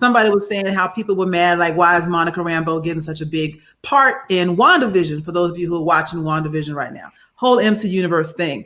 And then somebody started saying, y'all just mad because she's gorgeous. And somebody made the mistake of saying, I don't think she's all that. And then it became this whole thing like, have you done your Tiana Paris praise today? Have you done your Tiana Paris praise today? And this one girl, Kai WV Spoilers is her name, also Bonnie's Diaries. She's like, oh yes, I have. And she put that compilation together. Actually, I went through her whole feed. She got a lot of compilations. There's a couple on the brothers. I was like, let me download this real quick. But if you ever having a bad day and somebody wants to doubt your brilliance and your excellence and your black girl magic, just remember, hoes mad, hoes mad, hoes mad, hoes mad, hoes mad. That's gonna be my jam. I'm gonna make that a ringtone. Watch. Oh, Lord Jesus. I will tell you, when Joy put that video in our little group chat, I had just been stumbling onto the beauty and richness of Tayana's Instagram game, because I was knowing, but I wasn't knowing. And when I was hit with a cascade of like 35 pictures of her, I was just like, it was just too much. I was just like, wow. Like when she puts on them little suits where she had the skin tight little suits and you can see the yams and the thickness, I was like, okay, go on ahead, sister girl. But then when she get the high fashion and the hair is flopping all over the place and the teeth are gleaming and the smile and she is living in her chocolate fantasy, I was like, ufa, bicha valasa ser aquina. She was really working it out. But we want to jump into Judas and the Black Messiah. Yes. Don't we want to jump into Judas and the Black Messiah? Yes. We does. Yeah. I had a lengthy review on my Facebook page. You can go to check on my Facebook page because I'm not going to repeat it. But the Cliff's Notes version is that I was very impressed with the lead performances in this movie. And so that's Daniel Kaluuya as Chairman Fred Hampton. That is Lakeith Stanfield as O'Neill, the COINTELPRO snitch ass. And then Dominique Fishback, who was the fiance of Fred Hampton. And she was just phenomenal. Those three performances were absolutely incredible. And arguably the fourth leg of the table is the white FBI handler guy. But the way they developed this movie, and I know that some people were thinking maybe this was supposed to be something that was more centered on Chairman Fred's life, which I contend it was not. It was really about the government and how the government was exploiting black people, and this particular story, especially since it was started and begun and finished in such a relatively short time frame, that they were really dropping the hammer on Hoover and COINTELPRO. Martin Sheen is the major villain drawn large in this movie because he was the one pulling the strings. And when things got hectic, he was the one who said, no, we don't want him out of jail. When he comes out of jail, we're going to get it settled. And the white FBI guy was kind of like momentarily in fits and starts hesitant about whether or not he was fully down. He never bucked it. He never said, no, I don't think we should do that. This is only a 21-year-old man. No, he set it up. But at least there was that mild bit of momentary hesitance. Mm-hmm. But Fred Hampton, Daniel Kaluuya did a great job. He and Dominique Fishback, the chemistry between them was palpable. The supporting performances from all the other Black Panthers. There's that sister who was like super militant sister girl who was in there with the pump shotgun, shooting at the cops, shooting at the pigs, and all of that. I thought it was an absolutely amazing film. And for me, I said it in the first time, I said Daniel has redeemed himself from his string of sucker movies. And Sharon disagreed, but I still reaffirm that position because even though his life was tragically lost, it was lost in the service of what he absolutely was passionate about. And they quoted one of his biggest and most famous speeches where he was talking about, if I need to, I will die for the people because I'm high for the people. And he did. And his fiance wife, I'm gonna call him that's his wife. His wife, who bore him his child, they are both still alive and they are both active in their movements. And so I really, it's hard to say you enjoy a movie like this, but it was well done. It was sensitively done. It was done by Black creators. Charles King, our frat brother Chuck, was the executive producer. Macro, when he broke away from William Morris, he created Macro. And I think this is arguably his most important film that he's released under that mark, but I really did enjoy it. So who would like next? We know we're going to close with Sharon. I'll go next. Okay. And I'm gonna try and get my little delay in all at once. But first off, I thought this movie was excellent. I agree with you, Tom. This was not about Fred Hampton's life, Chairman Fred Hampton's life. It's Judas and the Black Messiah. And the Black Messiah. And I read an article that said that Lakeith Stanfield got a therapist, or was thinking of getting a therapist after this movie was over, because he so embodied what he was doing, and having Daniel Kaluuya do such a good job with his role that he really felt like he was killing somebody. Like he could not separate the drama and the acting from real life in some points, and it was starting to mess with him, similar to the way the Joker character always messed with Heath Ledger. There are some characters that are too big for you, to handle without some help. And that's what he was saying about the idea of what this man did, like the schism in his mind to go from, the hustler to the informant to actually believing in what they were doing, but still informing, still being a hustler. He never separated those two in his body. He never just said, you know what, I'm done, I'm out. He tried a couple of times, but then what got me at the end, and we are absolutely spoiling this movie. If you haven't seen it yet, you have plenty of time. But towards the end, when you hear that Fred is willing to do 5 years for the cause that they all believe in at this point, and this dude has betrayed him for a number of years for several $1,000s and to avoid a 5-year bid. That's why he was doing what he was doing. And then here comes Fred. I'll do it for the cause. I'll do it. Y'all can go without me. And he is betraying him in that moment for the same amount of time, and then still, even after the fact, still just went through with what he went through with, And I can understand the charge, how he could not live with that after that expose came out, that Eyes on the Prize too. Yeah. And just so that people don't know, because it's not a spoiler. I think anybody who is watching our show at least knows that Fred Hampton was murdered by the FBI and state police officers and whatnot. But he was imprisoned over allegedly stealing $75 worth of ice cream.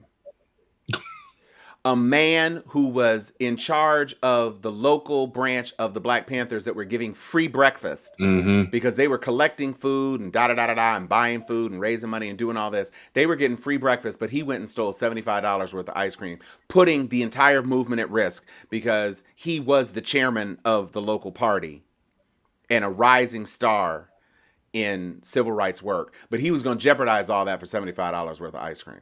Right. So that was just stupid in and of itself. I mean, trumped up charges are no surprise. But that trumped up charge, I mean, at least plant a gun on the brother or something. But I mean, damn, ice cream?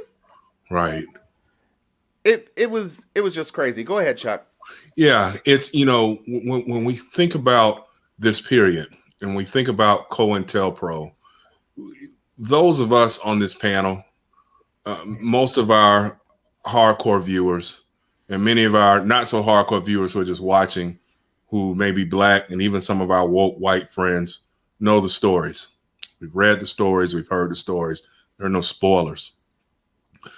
The people who really need to see this movie are the not so well informed among us of all races, but particularly our so-called conservative, back the blue, I support the police, white brothers and sisters who tend to walk around, come on Facebook or other social media platforms and think that we are just griping and or playing the race card when we discuss the fact that the United States government, I'm not just talking about rank and file, your neighbor. You know, Sharon and I have neighbors who we have to look at suspiciously because we know who they support and we know how they get down. We get that. I'm talking about the government. Stop it. The government. The United States government has consistently sought to thwart Black progress in these United States of America. When you stop and think about that, and when you hear slogans like "Make America Great Again," even when you hear the slogan "Build Back Better," when was it ever great, or when was it ever really good to get back better for the lot of Black people? I would submit to you that it is not. And for the person or persons who are watching and saying, well, wait a minute, Chuck, you and the other three panelists here, you all aren't hurting, you're living well, blah, blah, blah, blah, blah.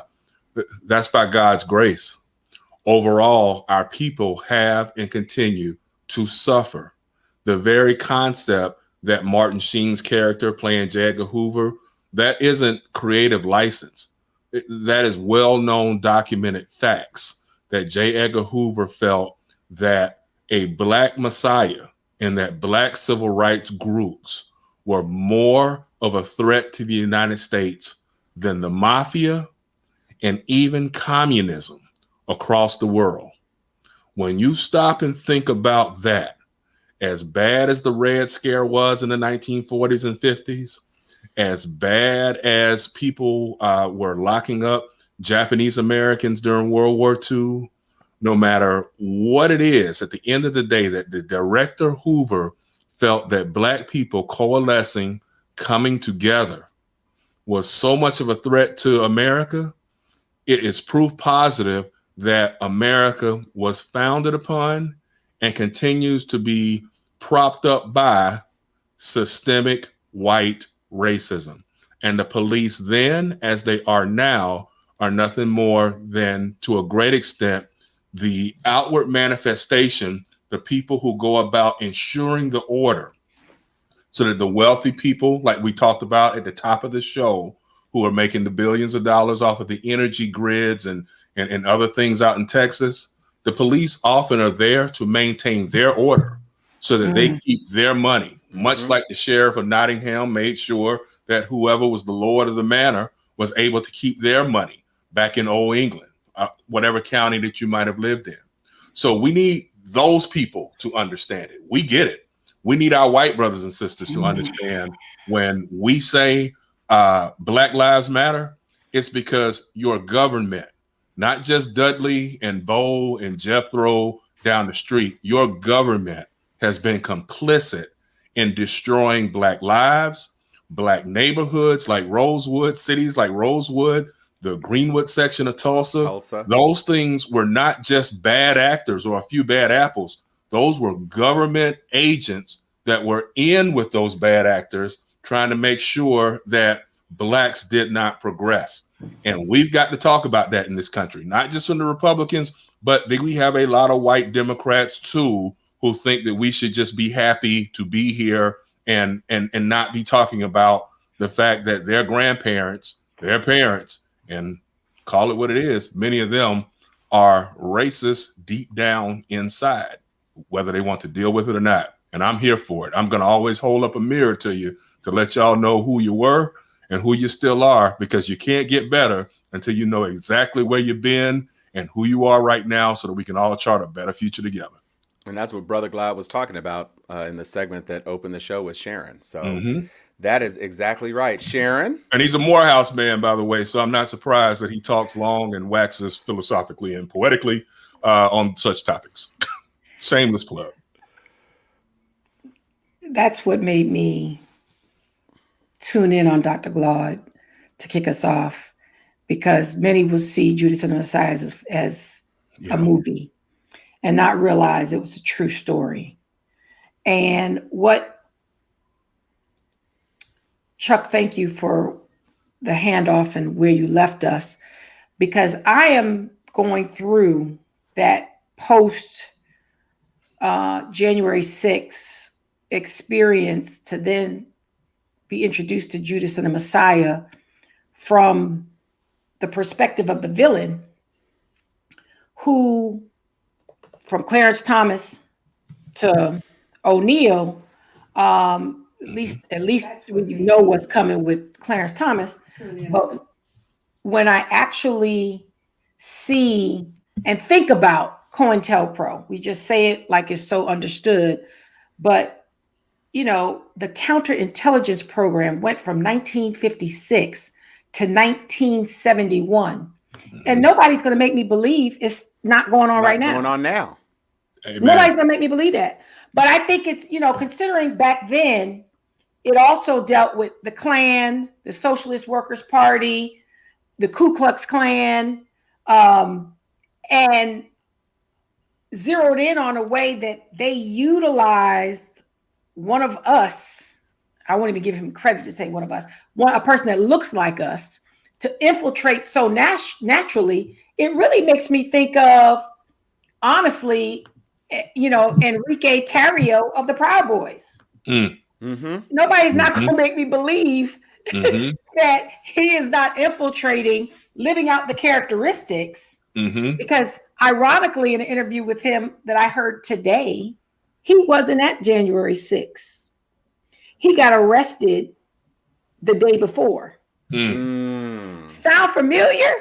So Very. I said, I told you, Chuck, me and you got work to do. Yeah. We got work to do.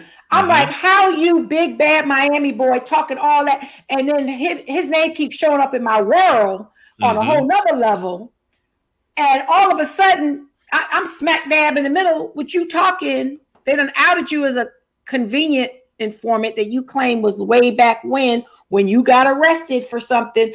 Everything of O'Neill's story is in this dude, and the package that they did on him this week. And to just find out today he wasn't there, but conveniently got held by who? Law enforcement the day before.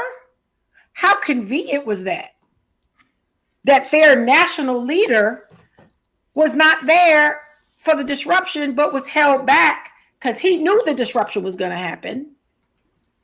Just as O'Neill knew, you know, he was there for the shoot 'em ups. They're supposed to blend in. They got to make it real that they're part of the crusade. So when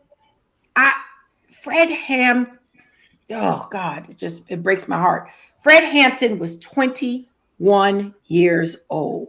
We have no idea what this brother could have contributed to society. Amen. He was a baby.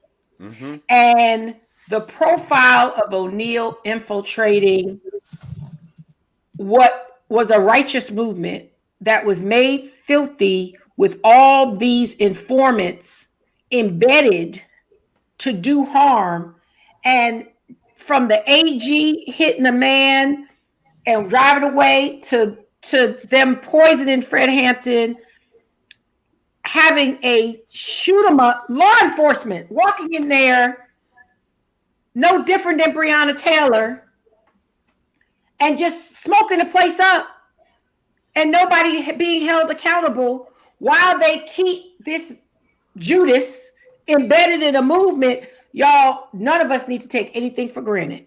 Amen. We are living in that time.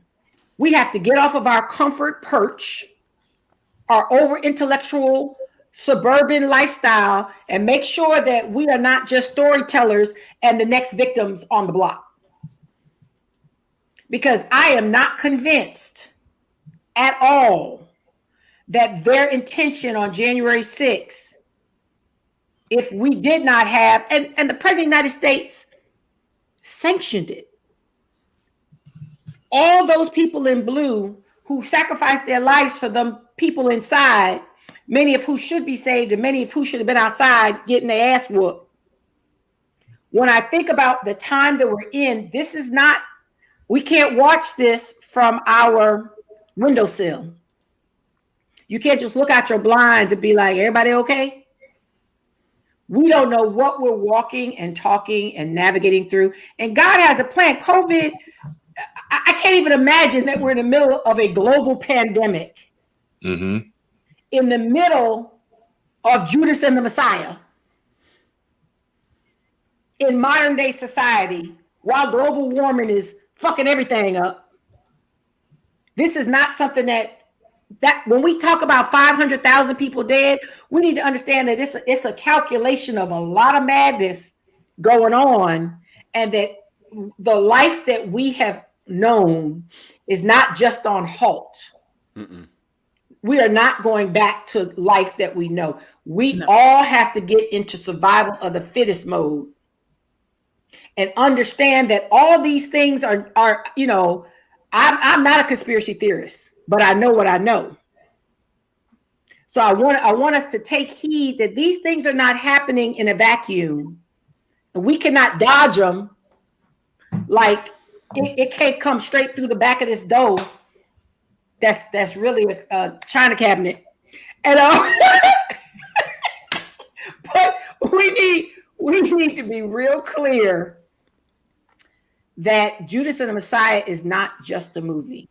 I've watched it 2.5 times, and I'm about to go finish that other half because there were just so many nuggets, Chuck. There were just so many profound things. Joy, and all I saw you was in the window with that machine gun. That would have been me.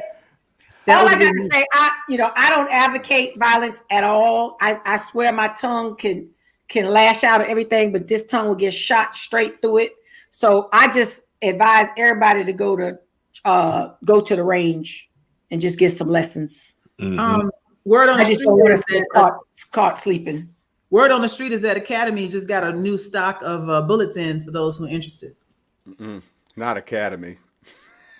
All I'm saying is know how to defend yourself. Exactly. And that was the real lesson. One of the scandalous things in the aftermath of the assassination was that the Chicago police chief came out right away. Of course, the police came out with their story that dozens of shots rang out before they even entered the place, and da-da-da-da-da-da-da-da. But the Black Panthers, they didn't even secure the scene. The police didn't even secure the scene for more than a week. And the Black Panthers actually had walking tours through the space. And they were like, this is where this brother was standing when they shot him through the door. This is where all of the bullets, when they shot into Chairman Fred's room with his pregnant wife. And they did this. More than 90 bullets were fired. And when they finally did the full investigation, they found all but one came from outside the apartment coming in. One shot was fired, and that's because as soon as the shot started going, the brother, apparently in the movie it's portrayed that the brother who had a gun at the door may have fired a shot after he was blasted in the chest. But no other bullets were fired from inside the apartment going out. And yet they tried to make it seem like the Panthers were there for a firefight and all this. They showed all those people, and that man stood up, and even after he was presented with irrefutable evidence, he said, I stand by our report that they fired first, and that they said, we're police, please don't shoot. We stood down until such and such and thus and so. And it was just a blatant lie. But it's always been the same lie. I mean, right. Every time the police get into some nonsense and do something wrong, I feared for my life. They pulled a gun. They had this. They had that. They plant stuff on. I mean, what's his name? Dave Chappelle making that joke about them sprinkling crack on people. Right. There's some truth to that. They're going to make it seem like they are not in the wrong. And none of those police were found to have used excessive force or be guilty of any wrongdoing. And you hear that over and over again. Somebody's dead. Somebody's child is dead. Somebody's family member, sister, brother, whatever is dead. And they with Breonna Taylor, the charges were for reckless endangerment, not for murder. Right. Right. And so they continue to do this. We see this all the time. That lie is the same lie they've been telling for 170 years. It is a true shame, but it is a movie that is worth watching.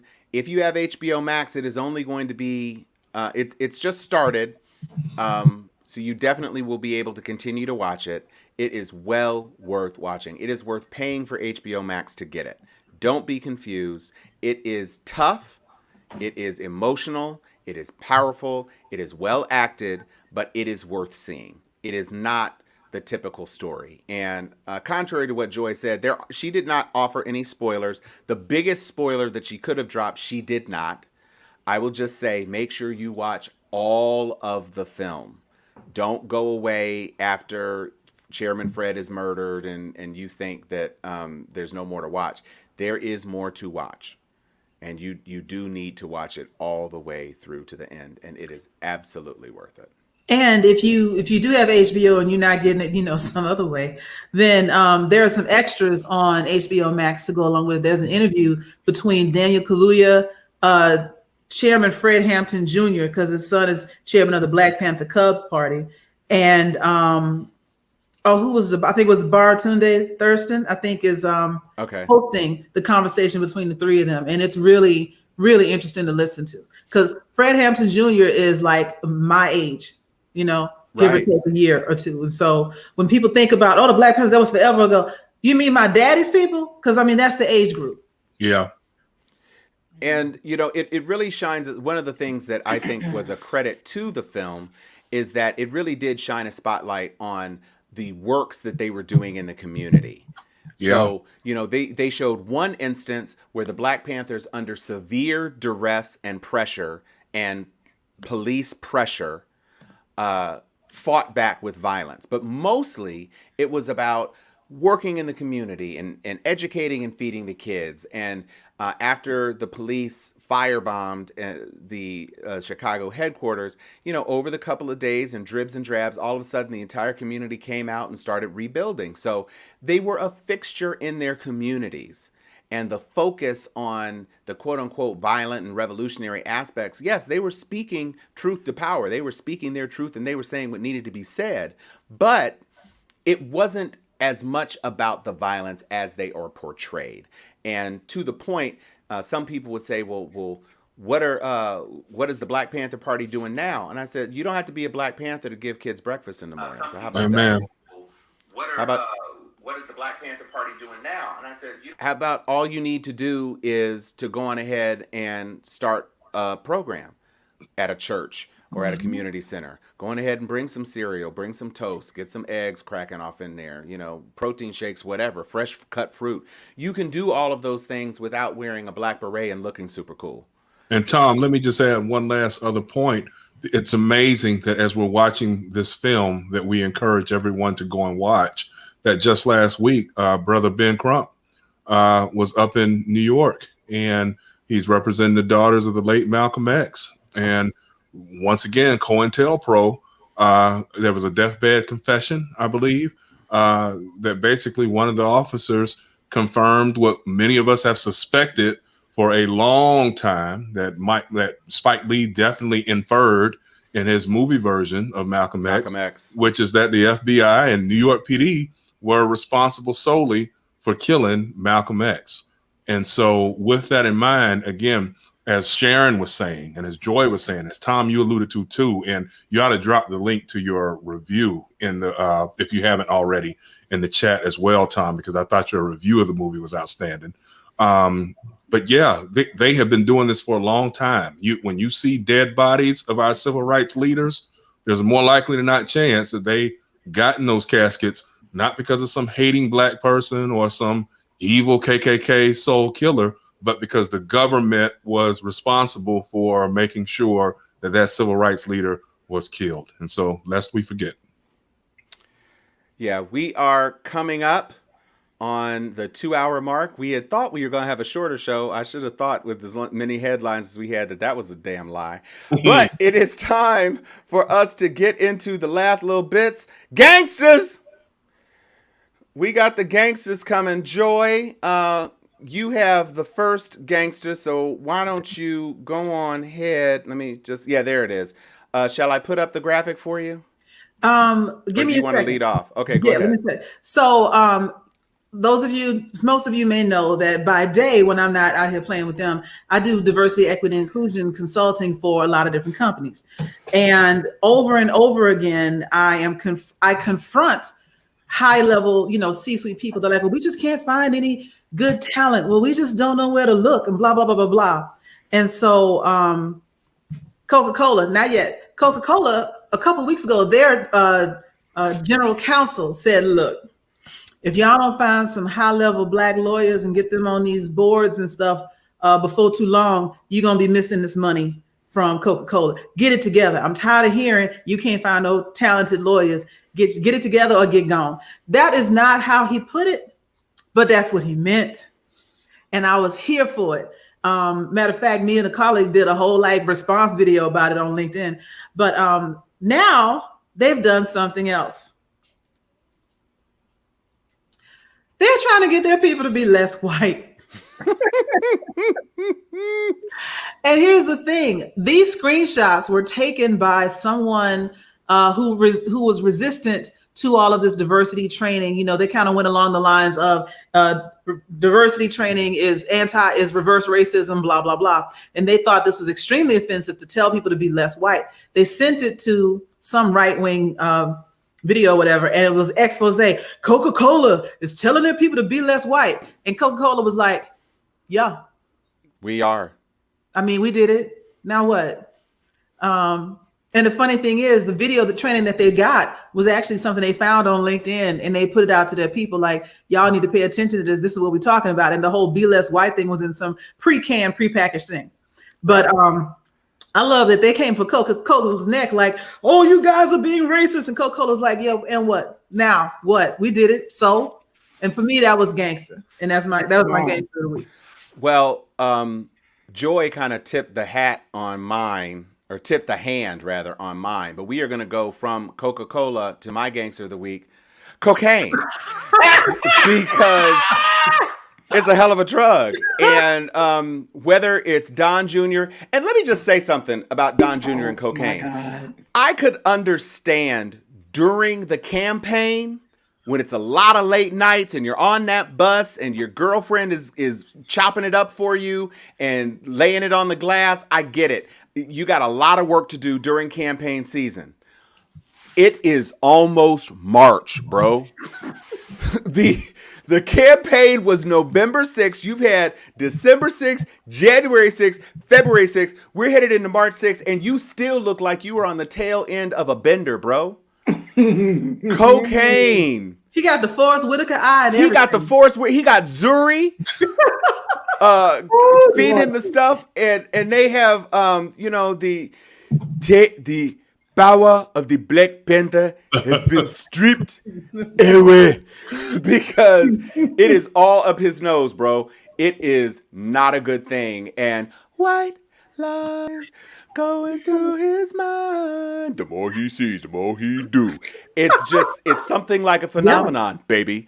Tell your body to come along, baby, because white lies blow away. You stupid. And that's my gangster I feel like of the we're week. going to Studios 54 in a minute. Oh, for real. Do-doon, do-doon, do-doon, do-doon. I apologize to Forrest about his eye. Yeah, I know. Yeah. A businessman arrested. Boy. Going to do some time. Go ahead, Sharon. This is your gangster now. I just want you to get my video playing and I'll give you commentary. It. Here we go.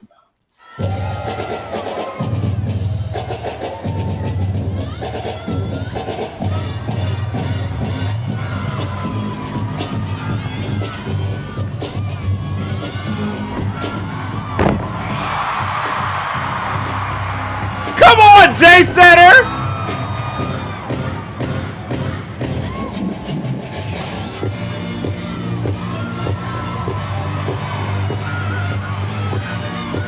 Come on now, do be proud.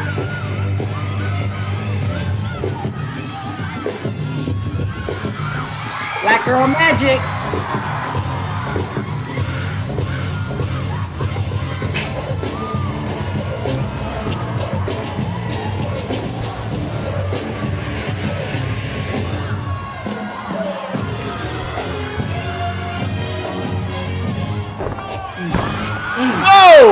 on.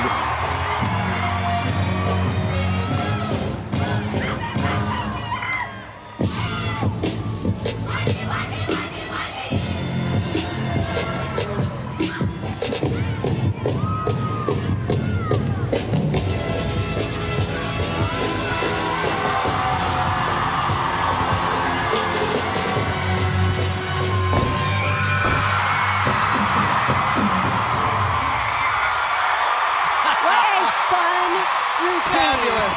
That was just all fun. And she can just turn her personality on and let it shine. The whole routine. Baby. Wow. Baby. Mm-hmm. That little girl is for the culture for me this week. She That's is right. my gangster of the week. I watched about 2 or 3 of her shows, thinking about all the ugliness in gymnastics. Here's a black girl Killing it. filled with magic Mm-hmm. for the culture. You know, it is frowned upon not to do the traditional swan stuff. Mm-hmm. Okay, even our black greats from Simone and Dominique Dominique. Dawes, all of that those days. But here's this chocolate sister, please pull her name for me, from UCLA, Nia. that I accidentally came across that video. And then I saw 2 or 3 of her videos, and all of them, she is doing an ode to hip hop with all the grace of her execution, all the power in her execution, that it brought me joy. She became my, because I was like, for the culture is my gangster of the week, on black people showing up authentically black in their craft.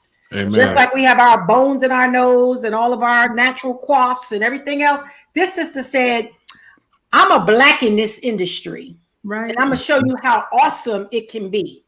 She And was I'm like, going to introduce the authenticness of my generation and what brings me joy. And while I'm being brought joy, I'm going to execute like you ain't never seen in this sport. Because I'm going to land it, hit it, and I'm going to do it. I was like, look, I used to dance like that. Hey. But I just want to be clear. I needed her. Thank you, Nia Dennis. I needed her in my life this week to remember what joy feels like. Amen. To remember how beautiful it is to live in this skin, and how beautiful and powerful it is for us to be our authentic selves in whatever craft we choose. That's right. Amen. Whatever craft we choose, we can bring our authentic for the culture in any phase of this here United States of America and thrive. Whether you accept us or not, we accept ourselves and we're going to thrive with it. And that's why all her classmates was on the sideline, because she brought the smoke. Yeah, she did it. And was She not did that. apologizing, asking permission or otherwise. Amen. No, she did that. Moving on then. We have now come to the final bit of the show, and that final bit of the show is called Y'all. And so that being the case, we only have a couple of things to close it out. Y'all heard that the Atlanta Dream has been sold, right? Yeah. So that Tell me the story. Kelly Loeffler famously failed a short-term, part-time presidential supporter and full-time, short-term Georgia senator, was famously a part owner of the Dream. And the Dream wasn't so happy to be a part of her nightmare. And so they were wearing shirts saying that they were going to work with Raphael Warnock, and they were supporting Raphael Warnock, and we don't like Kelly no more, and all of that. And the NBA, WNBA agreed to let her sell, because that's something they got to decide on. It, you just can't, put it up on Craigslist like, who want to buy a Dream? You have to actually go through some processes. And they let her do it. They were, NBC reports, the WNBA was not at all mad to let Kelly Loeffler out their business. And so the Atlanta Dream has been done sold, y'all. That's my y'all. Who bought it? I don't know. I Get can't back to tell me. you. Okay. Yeah. Hopefully it wasn't, like the My Pillow guy. I'm all about dreams. I made my pillows and the girls are gonna sleep on my pillows. It's the dreams. Oh my God. But I don't know. But whoever, congratulations, season tickets for me. Mm-hmm. And I think what that leaves is, it leaves us with only one other y'all, I believe, and it is a y'all for Sharon. And since Sharon this is hers. Oh my goodness, Larry Gottesdiener. So we went from Leffler to Gottesdiener. Mm-hmm. Okay. Okay, well, so there it is. All right. Interesting. That does not sound like a brother. No. But he's Goddess De Niro because he bought the majority stake in the team. So, Yeah. So Sharon, you ready? I'm so ready. It speaks Yep. for itself. It's so cute. So John Legend wife, hate to do that to you, Chrissy, but Chrissy Teigen, those that follow, she's off the chain 24/7 on Twitter. And she was unfollowed by Donald Trump for all 4 years because she used to go ham on him. Right. So right on the inauguration day, put that up one more time. Okay. She asked humorously if Joe Biden would follow her. And she did her plea with her millions of things. And somebody on his staff decided that she would follow him. So for a few weeks, she was being followed, but she felt at that moment that she had lost all her freedom because she knew that she would hurt his reputation if she cut up too much as she normally do. So she then turned around a few weeks later and asked for a divorce. Bless her heart. She said, "Mr. President, would you please unfollow her?" So it was all in good humor. And by her request, he unfollowed because he only follows 11 people and everybody was his staff except for her. So it was a beautiful sentiment because she asked, and then she turned around and had to ask to unfollow her so she could cuss again. Bottom line, Y'all. And if you go out there, that was just a y'all moment for me. I was like, that was cute. It was super cute. And it I reminded did listen her. You know what though? I mean, that's like a ride or die chick though. When she's like, "You can't be around me because I'm bad for your reputation." So you gon' do Sound like a appreciate story. the follow, but no, you don't want no parts of this. It reminds me of when Stacey Abrams came to Homecoming, like 2018, and because she's in my class, and we were like, "Stacey, it's so good, girl. You can't be here. We're drinking." Right. Get out. Camera phone. Yeah, no, Stacey, And we were all cognizant enough to be like, "No, we can't have this in the pictures." Mhm. No, Stacey, you. no, girl. Mm-hmm. No. You gotta protect people, help them Absolutely. protect themselves. We tell people all the time, you need to ride with Black folks. Yeah, definitely. True. Mm-hmm. Well, everybody, I believe That's that puts us at the end of our show, right? It does put us. Is at this the a end of our record? show. 2 hours and 13 minutes? I think we we don't want to go. Yeah, And that's why we just kind of looking at y'all sad. I got to go. I got to go, and Chuck is about to. Chuck been slip asleep for about 15 minutes. He just got on. he about to. He slip just got into on a eyeball. coma. He got on eyeball glasses. Yeah. So we are going to say goodbye. We love you. Thank you, Sharpies. It was a longer show than I thought it was going to be. Thank you, Erica Goodwin. Twitchy trigger fingers we enjoy. We try to get it together. Thank you, Debbie. And we will see you next week as we do every single Friday evening, giving you all the best of the week from our pointed perspective, because I'm Tom Cunningham. I'm Chuck Hobbs. I'm Joy Stevens. And I'm Sharon Letman Hicks. And we are still Sharpens Steel. Good night, y'all.